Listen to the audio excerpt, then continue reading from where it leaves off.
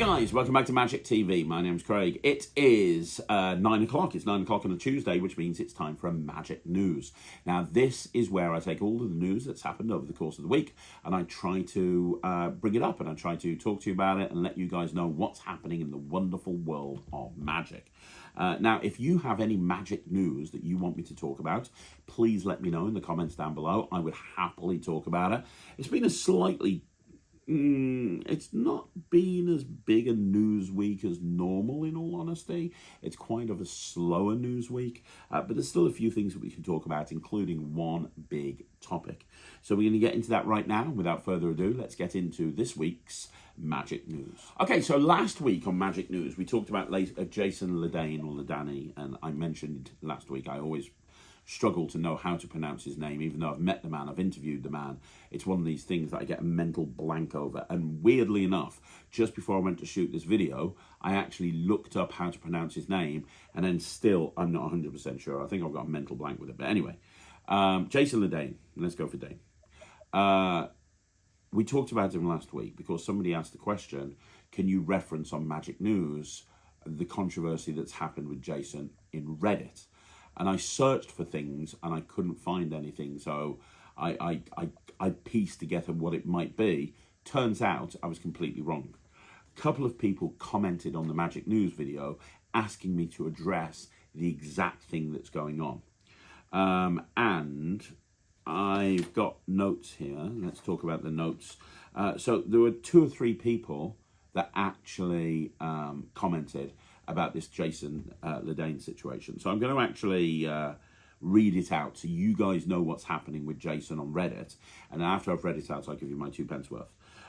So the first one. So I'm the one who asked about the Jason Ladanye situation. To summarise, there's been an ongoing situation involving Jason and another creator known as Ankylobot. The core of it revolves around Ankylobot's discovery and discovering and showcasing a different method for one of Jason's magic tricks in a video. Following this, Jason reportedly asked Ankylobot to remove the video, which has led to a significant amount of public discussion back and forth between the two. Jason has since addressed the matter on his Reddit under the same name he uses here, where he posted a video titled "My Apologies" in the Card Magic subreddit to discuss the situation further. I think it's worth clarifying that Ankylobot did not reveal any methods, they only performed the trick. I'm just mentioning this because discovering and showcasing a different method could be misinterpreting as teaching the trick using a possibly different method, when it was really just performing it. Another possible worthwhile piece of context is that Ankylobot, according to his Reddit posts, said that they worked out the method they used after Jason Ladanye had essentially challenged people to do so as part of his arrogant "you can't do what I do" character. In my opinion, if you're going to play that character, you shouldn't then whine when someone else rises to the challenge and performs your effect, as long as the methods weren't exposed. I don't think Ankylobot did anything wrong. I can understand a creator being worried that a subpar performance might accidentally tip the method, but that doesn't seem to be what Ladanye was worried about here. And then somebody else posted and said, just to let you know, there was recent Jason drama on Reddit, but a bunch of stuff got deleted, so you're not going to find 99% of it. The quick version of what happened is that the person figured out how to do Jason's famous poker chip trick, and they recorded themselves doing it and posting the video.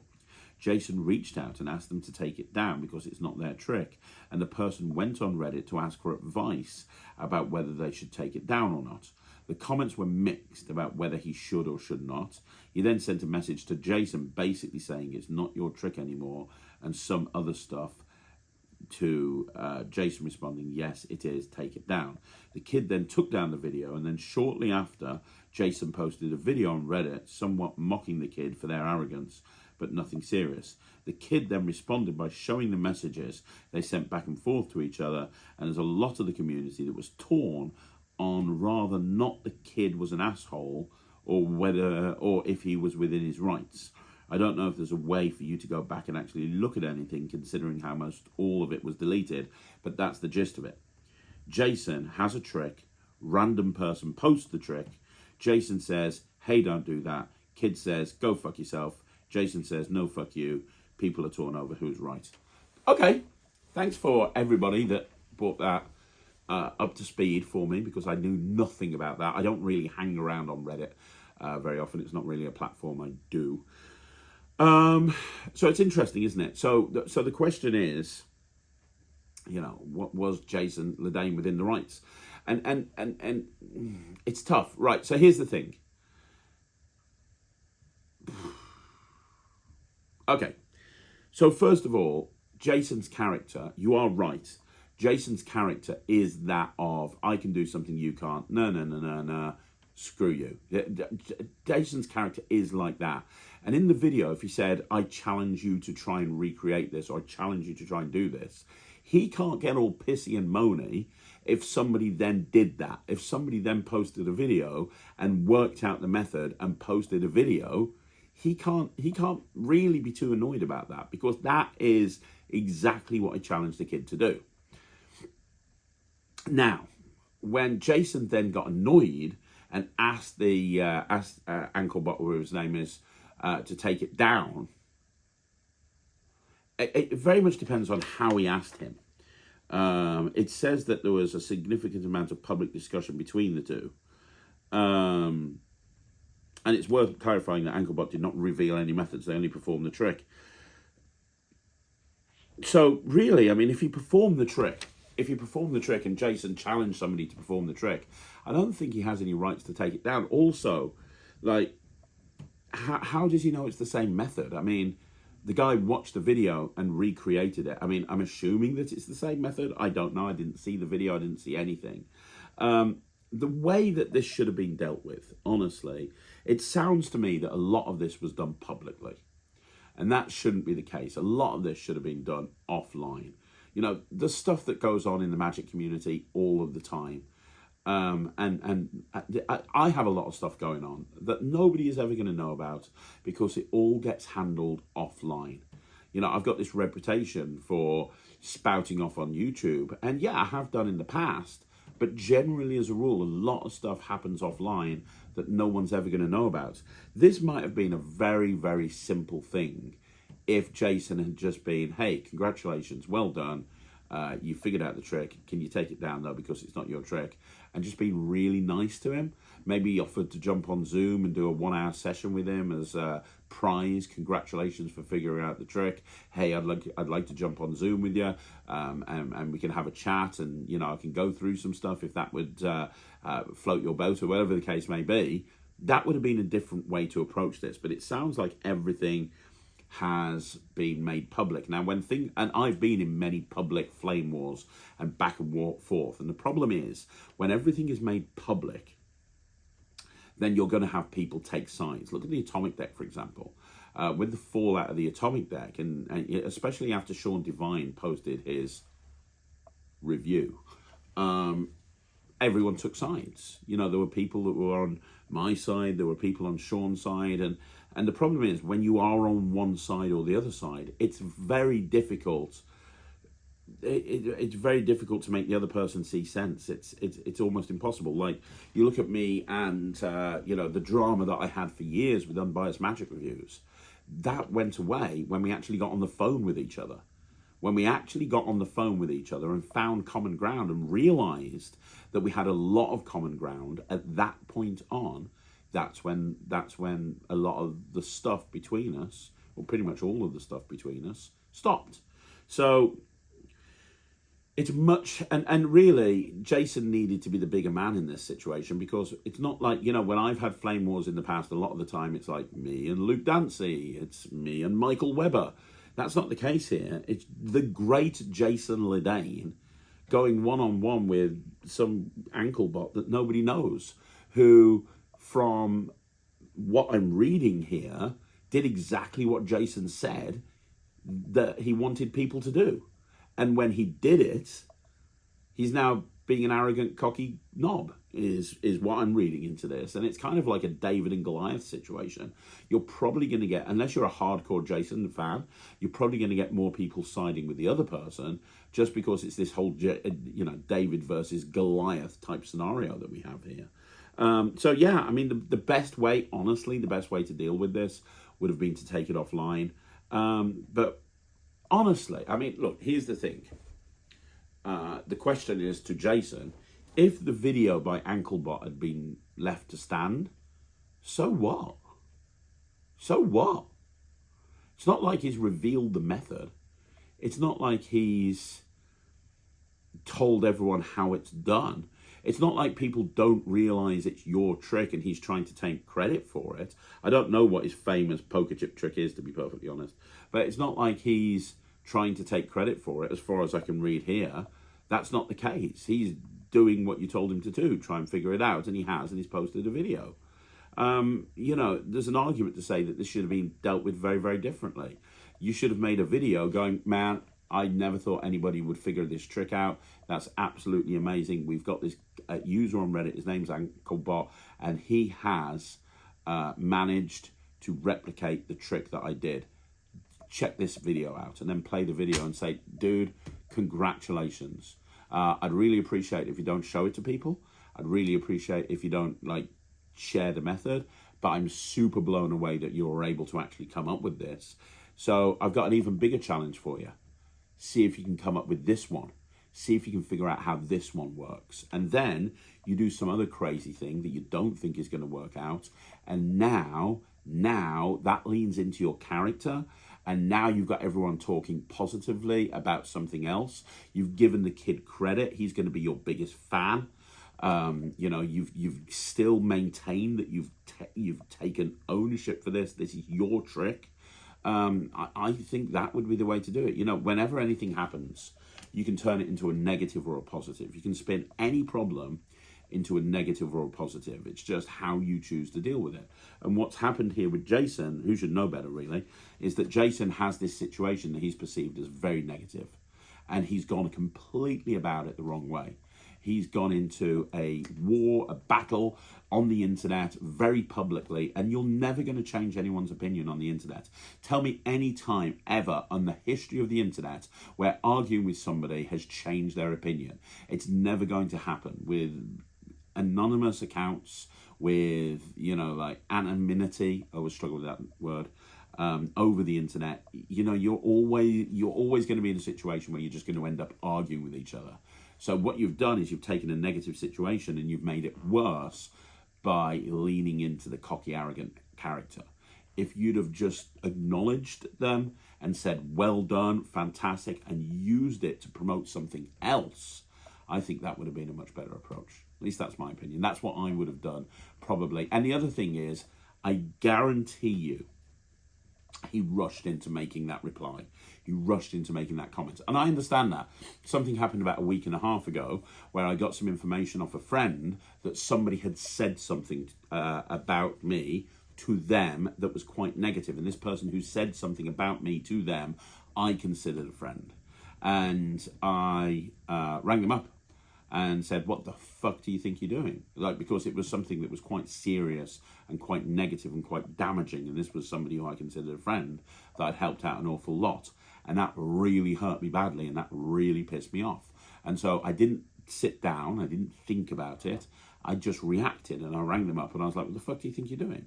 Well, now I'm not talking to that person. They've blocked me, fair enough. And they're still saying stuff about me, and now I can't do anything about it. The point I'm trying to make is what you want to do is you want to try and, wherever possible, take a beat, take a step back, think about the situation that you find yourself in. Think about all of the possible outcomes. I've said on this channel all the time, you know, any situation, you can have a positive outcome or a negative outcome, you know, and when you're thinking of what to do about a situation, people never make good decisions when they're stressed. So the way to eliminate bad decisions is to take the stress out of it. How do you take the stress out of it? You don't make the decision while you're stressed. You either come up with the solution ahead of time, or if you can't do that, you force yourself to wait a few hours. You force yourself to calm down. If you've ever been in a relationship and you've had an argument with somebody, you know as well as me, the argument is made worse if you carry on shouting. If you remove yourself from the situation and let it de-escalate, then you know, there's normally a way through. So yeah, that's, in order to answer the question to everybody, that's what I would say he would have done. I think he's handled it very badly. I think that you can't have your cake and eat it. You can't have your character as, hey, I'm the best in the world, I'm the GOAT, and you can't do what I can do, and then be pissed off when someone actually does it. At least that's my opinion. Okay, so next piece of magic news is Trevor Lewis, unfortunately, has passed away. And I'm really surprised more people haven't talked about this. Trevor Lewis is incredible. Big inspiration in my career. I mean, an incredible magician. Literally did it all and did it all brilliantly. I'm pretty sure he won card magic at FISM many years ago. I remember when he was the IBM president over here in the UK in the British Ring. Just an incredible performer. You really should go and check out Trevor Lewis's performance videos. There's quite a lot of them on YouTube. Well, I found out just this morning that on the 16th of June, he passed away, and I've not seen anyone talk about it at all. And it's like almost a week ago, and no one's talked about it. So, unfortunately, Trevor Lewis is no longer with us. Rest in peace. Okay, I've just come back from the Magic Circle convention. I'm filming this on the Monday, and on the Sunday I was at the Magic Circle convention. And to everyone that said hi, everyone that came up and introduced themselves to me, everyone I chatted to, hi. Look, there were pros and cons of the Magic Circle convention. I'm going to be completely honest with you. You know, I love the Magic Circle, and I am a big advocate of the Magic Circle. And every year I try to do an interview with Michael J. Fitch and Lee Hathaway, promoting the Magic Circle convention. And even though I'm not really a dealer, I'm not a dealer. I have a little magic shop. Not even a magic shop. I have a little online web shop of my products. I'm not a dealer by any stretch of the imagination. But I always go and do a dealer stand at the Magic Circle because I know they like as many dealers as possible. But I'm not a dealer. You know, me and Ryland were there, and you know, I'm going to be completely honest. The convention was right. Okay, so the convention was great. The lineup was fantastic. Everybody was raving about how good the convention was. The hotel that everything was based in is great. The Magic Circle venue itself is fantastic.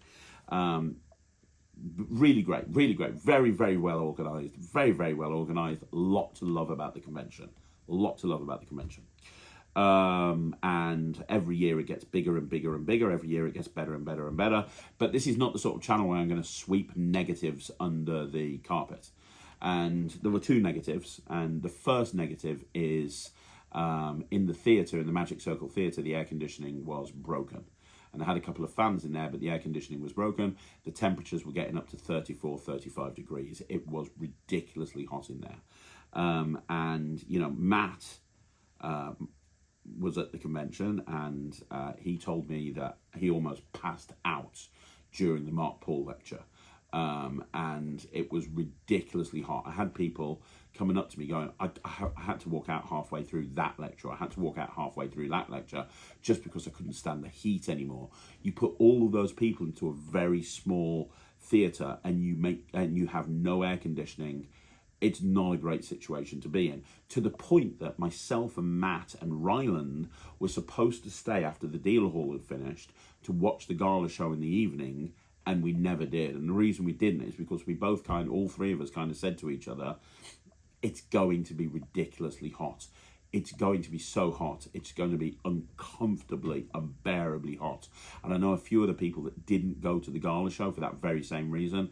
I spoke to a lot of the acts that were there the night before that were performing, and they were talking about how they were just struggling to perform because it was so hot and they were sweating so badly. If you're organising a magic convention and you know ahead of time, and it's in the end of July, you've got to expect that maybe the weather's going to be good and the aircon is on the fritz. Fix it. Now, I don't know how long the aircon has been out. I don't know. You know, if it broke down the day before the convention, then, you know, what can you do, I guess. But if this has been out of action for a little while, then you should be moving hell and high water to get that aircon fixed, because people did not enjoy the convention as much as they should have and as much as they could have, because they found it unbearably hot. Like I said, I didn't go. I left left and didn't watch the show, and I really wanted to watch the show. I really wanted to watch Rafferty, especially. Ryland really wanted to watch Rafferty. Matt really wanted to watch Rafferty and Mark Paul. There's a lot of people we really wanted to see, but we didn't. And I really wanted to see the guy that won the one at Blackpool, because I didn't see the lecture because I was in the dealer hall. And I made the decision not to go because I didn't want to be in that heat. If the air conditioning isn't working in that room, that needs to be fixed. That needs to be a priority. We need to cut through the red tape, cut through the bullshit, and get it fixed. If it was any other corporate entity, and that's what the Magic Circle are wanting to become. They're wanting to be an event space with lots of shows and so on and so forth. If there was any other event space or corporate entity and their main theatre that they were using to do shows, the aircon broke, they'd fix it. It needs fixing. It needs fixing. So that was the first negative, which kind of put a damper on a fantastic convention and a fantastic lineup. And this is nothing against the people that organise the convention. Every year it gets better and better and better. But that's an issue. And the second issue, honestly, if I'm going to be completely honest with you, is the dealer hall.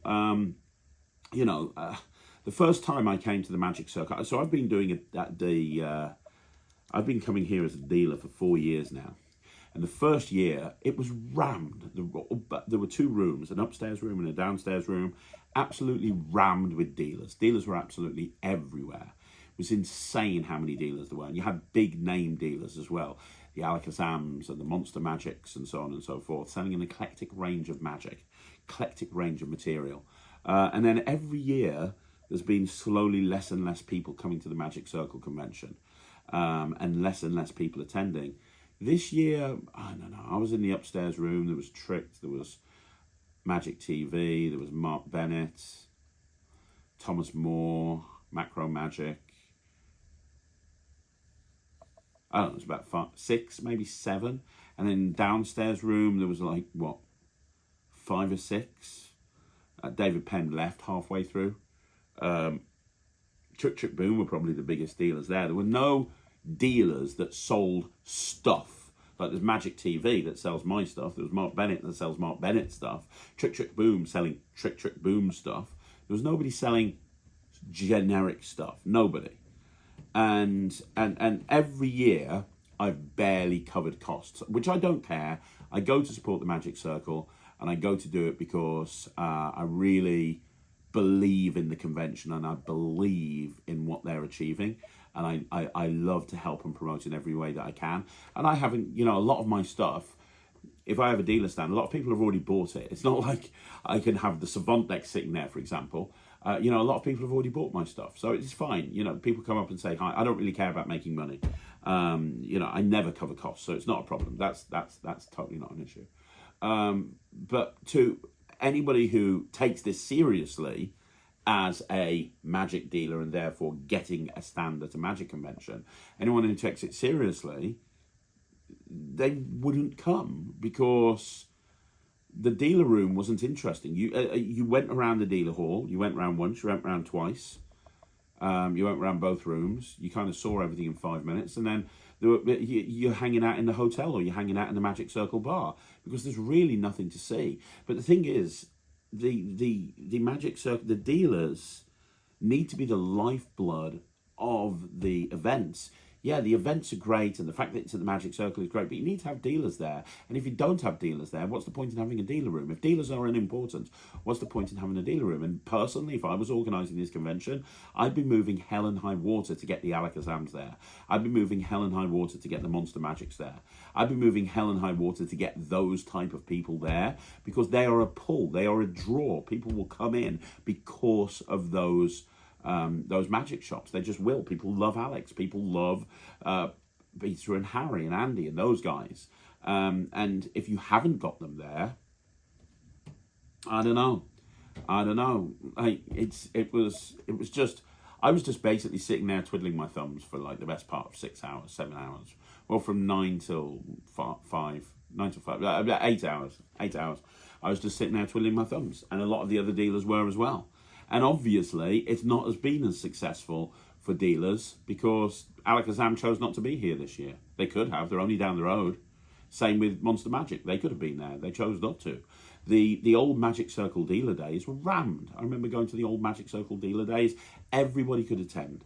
Everyone could attend. You had loads of people coming in, and business was done. And from a dealer's point of view, that's the most important thing. Business needs to be done, and business wasn't done. So what's going to happen? I know for a fact there's 3 or 4 dealers that were there this year that are not going to come back next year. I'll come back. I don't mind. I'll support them. But I know that there's going to be lots of people that were there this year. Roddy McGee and Noel Coulter, for example. Roddy drove down from Glasgow. Do you know what I mean? I don't know. It needs to be fixed. As important as the lineup of the convention is, as important as the show, the gala show is, it's just as important to make sure that the dealers are welcomed and the dealers have people that want to spend money with them. And the way to do that is having more dealers. And by opening it up to everyone. I would open it up to everybody. I'd say, look, any magician anywhere, because it's separate to the Magic Circle, you can say, look, anybody with a passing interest in magic can come in and spend time in the dealer hall. You don't need to register for the convention. You can just come into the dealer hall. Make the dealer hall a massive event. Dealers will be happy. More people will come. You'll have your Alakazams back. You'll have your Monster Magics back. And because honestly, that was the one negative. That and the air conditioning were the only 2 negatives of a convention that was actually really good. The lineup was fantastic. But if you're going to position yourself as a big convention, and that's what the Magic Circle do, the Magic Circle tell everyone they're the premium magic society in the world, and the convention is their flagship event. If you are telling people that this is your flagship event, then you need to make sure that it's busy for the dealers, and it wasn't. And I spoke to a lot of dealers that were kind of unhappy. What's going to happen next year? You're going to have one room with 7 people, 7 dealers in. Like, this needs to be addressed. This needs to be worked on. And if I were the Magic Circle committee or the council or whoever it is that runs the place, I would be holding talks about, right, how can we get more dealers in? What can we do to get? Because it's a simple matter. Dealers will come if there's people in the door that want to spend money, and it's a what comes first, the chicken or the egg. If you have lots of dealers, then you're going to have lots of people wanting to go to the dealers.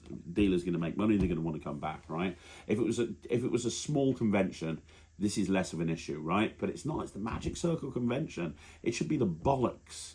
And in many ways, it was the bollocks, but it kind of missed the mark on a couple of points. Let's talk about some stuff that's coming out at the moment.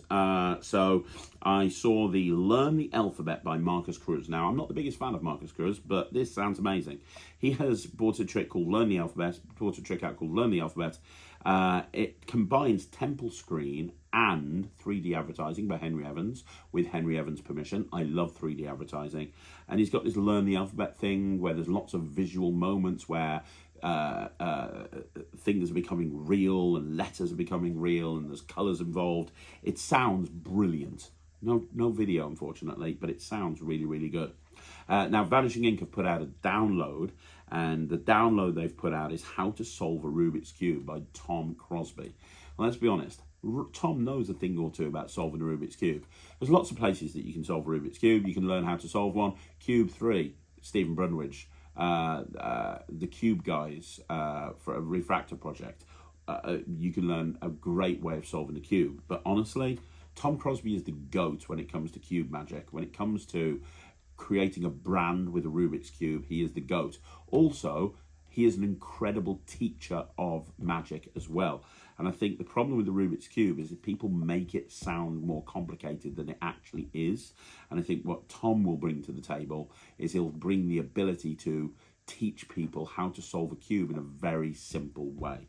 And honestly, if you don't know how to solve a cube, I would seriously suggest picking this up, because really, it is one of the most useful things I ever learned to do.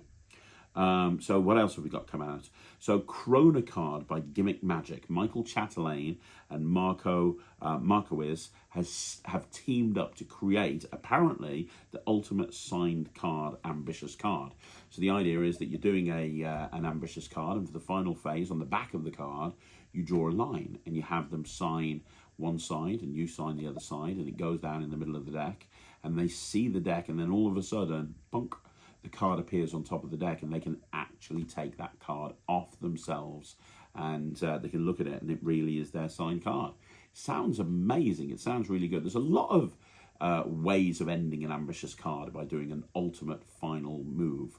Mark Elsden brought out a really great way of doing it with a card box, which was based on Daryl's original Ultimate Ambition. You know, Cash and Wallace had a great thing come out last year that he did on Penn and Teller Foolers, marketed through Penguin Magic, and now we've got this as well. There's always a trade-off. You know, the problem with doing any sort of gimmick is now you've got a gimmick, which means that you're not using a regular deck. The beautiful thing about the Ambitious card is it's just a regular deck. You don't need to have anything with you. Having said that, you know, having the ability to finish a trick in a really logical manner and having that final leap is great. I'm looking forward to seeing it. Honestly, I've learned so many different ways of doing that final phase, but I always go back to Magic Button because for me that's the best way to end an ambitious card routine. But it'll be great to see what they're doing with it. So that's good, and Michael Chatelaine is very good. So yeah, it's been a bit of a slow week, really, to be perfectly honest, when it comes to new tricks. Hopefully we'll see a bunch of new ones over the summer. Summer normally quietens down a little bit. However, Murphys do have one final big release, I think, coming out before the summer. I mean, they're bringing stuff out all the time. But you've got the Savant deck, and you're watching this on the Tuesday evening, which means the live launch has been done. The live launch is on Tuesday at 6 p.m. On the Murphys socials, and I believe it's going to be available very, very shortly after that. Yeah, the Savant deck is amazing. I'm trying very hard not to hype it up. You know, we've gone a different approach, myself and Lloyd and Murphys, after, you know, the criticism of how we marketed the Atomic deck. We're being very low-key with this. I could sit here and tell you that this is the best trick in the world. I could sit here and tell you that I've fooled every magician I've shown it to. I could sit here and tell you that it blows people away, that you can do crazy tricks that you never thought possible. I could tell you that there's, you know, it's a fully examinable deck and there's no specially printed cards in there. I could tell you that there's no sticky stuff, no rough and smooth, no special chemicals, no anything added in the printing process. I could tell you the spectator could shuffle the deck. I could tell you all of this. I could tell you there's like 3 or 4 hours of material with a bunch of routines. I could tell you all of this, but instead, all I'm going to tell you is, if you haven't already done so, watch the live launch and you'll see exactly why I think this is really good. Okay, one last thing to talk about with Magic News, which is the guest of honor has been announced for the Vanishing Inc. Session Convention 2026, and it is none other than Piff the Magic Dragon. That's right, Piff the Magic Dragon is the guest of honor at Vanishing Inc. Session Convention. They've already announced a ton of names. You know, have a look on the session website. They've moved to a different venue, which is good because, you know, the last venue, the Radisson Red, was very expensive, and also, as well as being very expensive, you know, they stopped serving beer at about 11 o'clock, which is ridiculous for a convention called The Session. So I'm so glad that the guys at Vanishing Inc. have moved location. I'm so glad that The Session is going to be back. I'm so glad that the names have announced is amazing. But honestly, Piff being on the lineup is great. That's a big coup because Piff doesn't really do that anymore, really. So, yeah, I mean, there's a million reasons to go check out the Session Convention. Tickets are on sale now. They're limited to 400, but they do have streaming options online as well. You can go on Vanishing Inc.'s website and find out more about the session. So there you go, guys. That's another video in the bag. Thank you once again for joining me. If you've got any magic news, please let me know down below, and I will get to it as soon as I can. Now, we'll be back next week with another magic news, but until then, thank you so much for watching. If you haven't already done so, by the way, join the Netrix. It's my online streaming platform for magicians. That's the netrix.com. I'll see you again soon. My name's Craig, and this is Magic TV.